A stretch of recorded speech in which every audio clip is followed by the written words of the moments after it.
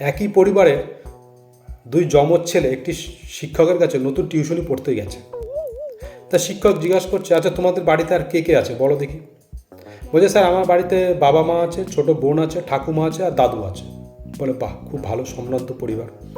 তা তোমাদের নাম বলো এক এক করে। স্যার আমার নাম সিম ওয়ান, ওর নাম সিম টু। মানে বলে হ্যাঁ। তা তোমাদের বোনের নাম কি? বোনের নাম হচ্ছে মেমোরি। বাহ বাহ। আর তোমার বাবার নাম? স্যার বাবার নাম হচ্ছে চার্জার। ও, তাহলে তোমার মার নাম নিশ্চয়ই মোবাইল।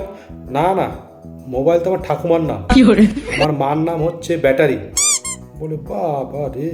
তা তোমার দাদুর নাম কি? আচ্ছা দাদুর নাম 4G। কি 4G? বাবা, তুমি যা নাম বলে, এটা পরিবার না মোবাইল ফ্যাক্টরি? স্যার উল্টো পাল্টা কথা বলবেন না স্যার, আমাদের পরিবারের নাম বাজে কথা আমি তো শুনতে পারবো না। আমাদের পরিবারের একটা নাম রয়েছে, আমরা কিন্তু সম্ভ্রান্ত পরিবার। হ্যাঁ বুঝলাম, তোমার দাদুর নামটা তো শোনা হলো না। 4G বললেন? হ্যাঁ, আমার দাদুর নাম গোবর গোপাল গণেশ গাইন।